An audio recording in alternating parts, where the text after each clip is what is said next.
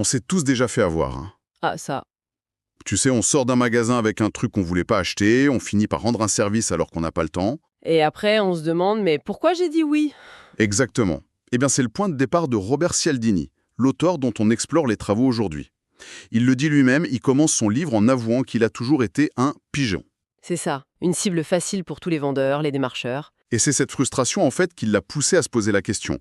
Comment ça se fait qu'une même demande, formulée un peu différemment, passe de non à oui? Qu'est-ce qui change?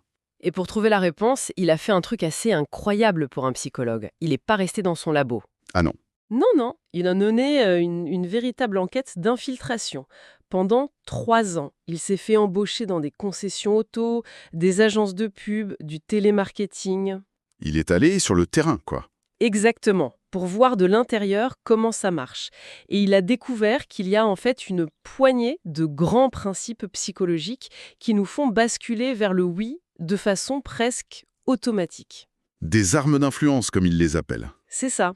C'est moins un livre de théorie qu'un carnet de bord, en fait. J'adore l'idée. Alors, allons-y. Le premier mécanisme, il l'appelle le clic déclenchement. Et pour l'expliquer, il prend une analogie animale qui est assez folle, celle de la mère d'Inde. Ah oui, la dinde. C'est une super mère, sauf qu'elle a un bug. Tout son instinct maternel est déclenché par un seul et unique son, le chip-chip de ses petits. Un seul son? Un seul son. Des chercheurs ont même montré qu'elle pouvait couver un putois empaillé, son pire ennemi, juste parce qu'ils avaient mis un petit magnéto dedans qui faisait chip-chip. C'est une réaction purement mécanique. Clic, le son. Déclenchement, le comportement. On pourrait se dire que c'est juste un truc d'animal, mais Cialdini dit que nous, les humains, on fonctionne souvent pareil. Il raconte cette anecdote d'une amie qui tenait une bijouterie. Oui, en Arizona. Elle avait un stock de bijoux en turquoise qui ne se vendait pas. Pas du tout.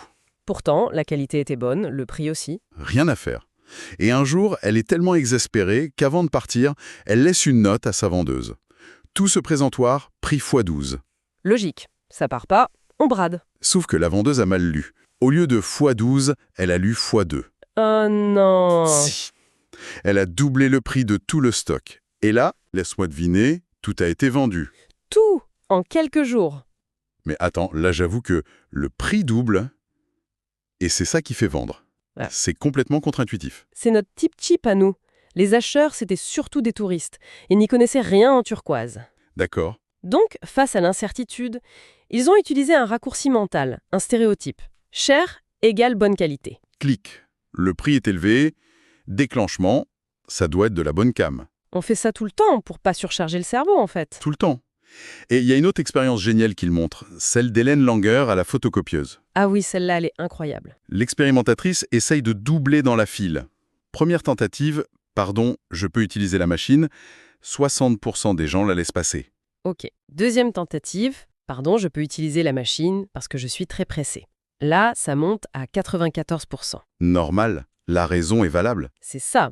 Mais c'est la troisième tentative qui est révélatrice. La phrase, c'était « Pardon, je peux utiliser la machine parce qu'il faut que je fasse des photocopies. Mais c'est absurde, c'est pas une raison ça, c'est juste dire ce qu'on va faire. » C'est totalement absurde. Et pourtant, 93% des gens l'ont laissé passer. C'est pas vrai. Si. La conclusion est folle. Ce n'est pas la raison qui importe, c'est le mot « parce que ». Notre cerveau entend « parce que », il enregistre « Ah, il y a une justification » et il baisse la garde. Clic, parce que, déclenchement, d'accord. C'est dingue comme un simple mot peut nous court-circuiter. Mais il y a des leviers encore plus forts, qui jouent pas sur la logique mais sur un sentiment quasi universel. La règle de la réciprocité. Alors ça, c'est sans doute l'une des armes les plus puissantes. C'est cette règle gravée en nous. Si on nous donne quelque chose, on se sent obligé de rendre. C'est la base de la société un peu. Exactement. D'ailleurs, un prof a fait une petite expérience. Il a envoyé des cartes de vœux à des centaines d'inconnus. Et il a reçu une avalanche de cartes en retour. Des gens qui connaissaient pas. Pas du tout. Mais il se sentait obligé de répondre. Et ce qui est pervers, c'est que la dette se crée même si on n'a rien demandé. Je pense aux membres de Hare Krishna dans les aéroports. Ah oui, avec leurs fleurs. C'est ça. Ils te la forçaient dans la main en disant « c'est un cadeau ». Et une fois que tu l'avais, ils te demandaient un don. Et tu donnais, juste pour te libérer de cette dette que tu n'avais pas voulu. Exactement. Et cette obligation de rendre, elle peut même être plus forte que la sympathie. Une expérience de Dennis Rigon le montre très bien. Raconte. Un sujet est dans une pièce avec un complice, Joe.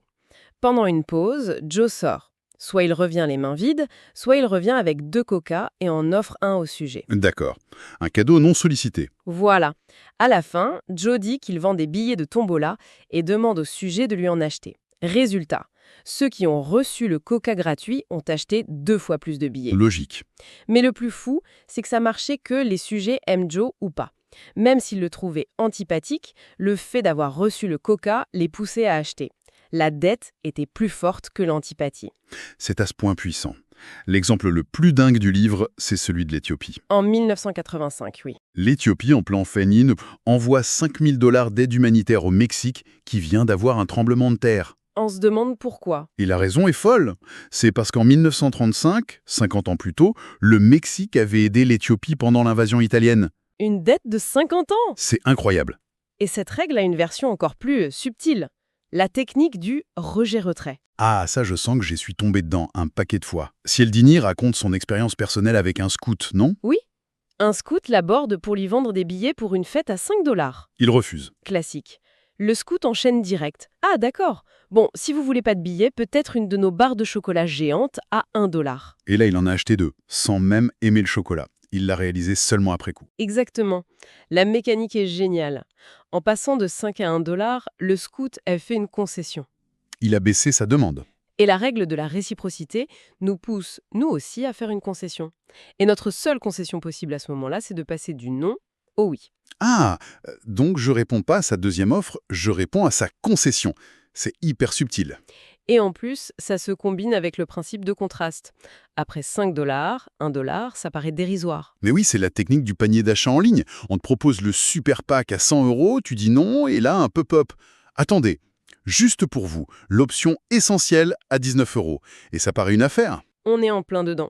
C'est utilisé partout, de la négo syndicale au script télé qu'on envoie au censeur. Ok, donc on est influencé par les autres. Mais ce qui est peut-être encore plus troublant, c'est de voir à quel point on est influencé par nous-mêmes, par nos décisions passées. C'est le principe d'engagement et de cohérence. C'est notre besoin quasi obsessionnel d'être et de paraître cohérent. Une fois qu'on a pris une position, on ressent une pression énorme pour s'y tenir. L'exemple des parieurs aux courses est parfait pour ça. Oui, des psys ont montré que les gens sont beaucoup plus confiants dans la victoire de leur cheval 30 secondes après avoir parié que 30 secondes avant. Alors que rien n'a changé. Le cheval est le même, les conditions sont les mêmes. Rien n'a changé, sauf une chose. Ils ont pris un engagement. Ils ont posé leur argent. Et pour être cohérent avec ça, ils se persuadent que leur choix était le bon. C'est le déclencheur, l'engagement. C'est ça. Et c'est la base de la fameuse technique du pied dans la porte. Commencer par une toute petite demande pour en faire une bien plus grosse après. Précisément. L'expérience la plus connue, c'est celle de Friedman et Fraser. Ils font du porte-à-porte. À un premier groupe, ils demandent un truc minuscule, coller un tout petit autocollant sur leur fenêtre. Ok, un truc anodin qui ne coûte rien. Voilà. Soyez un conducteur prudent. Presque tout le monde accepte. 2 semaines plus tard, ils retournent voir ce groupe et un autre groupe qui n'avait jamais été compacté. Et là, Ils sortent de la grosse artillerie. la demande est monstrueuse, installée sur leur pelouse un immense panneau en bois très moche avec écrit « Prudence au volant ». J'imagine la tête des gens. Dans le groupe témoin qui n'avait rien eu avant, seuls 17% ont accepté. Ce qui est déjà pas mal. Oui, mais dans le groupe qui avait accepté le petit autocollant, 76% ont dit oui. La différence est folle. Juste pour un petit autocollant. Parce qu'en acceptant ce premier petit geste, ils ont changé l'image qu'ils avaient d'eux-mêmes. Ils se sont vus comme des citoyens engagés. Ah d'accord. Alors quand la grosse demande est arrivée, refuser aurait été incohérent avec cette nouvelle identité. Pour rester cohérents, ils ont accepté un truc qu'ils auraient refusé en temps normal. Et ça, c'est ce qu'on vit sur Internet tous les jours. Une pétition, un like. On commence par un petit clic, un engagement qui coûte rien, et quelques jours après, la même organisation demande un don. On a déjà mis le pied dans la porte. C'est exactement ça. Le premier petit oui prépare le terrain pour le suivant. En écoutant tout ça, je me dis que ce livre, c'est pas du tout un manuel pour manipulateurs. En fait, c'est plutôt un manuel de self-défense. C'est tout à fait l'esprit. Cialdini décortique ces automatismes pour nous apprendre à les reconnaître et à les désamorcer. On a parlé de 3 de ces 6 grands principes. Oui, la réciprocité, l'engagement et la cohérence, et le déclencheur. Mais il y a aussi la preuve sociale, tu sais, notre tendance à faire comme tout le monde. Les avis en ligne, les files d'attente. C'est ça. Il y a aussi l'autorité, la sympathie, on dit plus facilement oui à quelqu'un qu'on aime bien, et enfin la rareté, le fameux offre limitée. Comprendre tout ça, c'est un peu comme apprendre à voir les codes derrière la réalité. Ça permet de faire des choix plus conscients.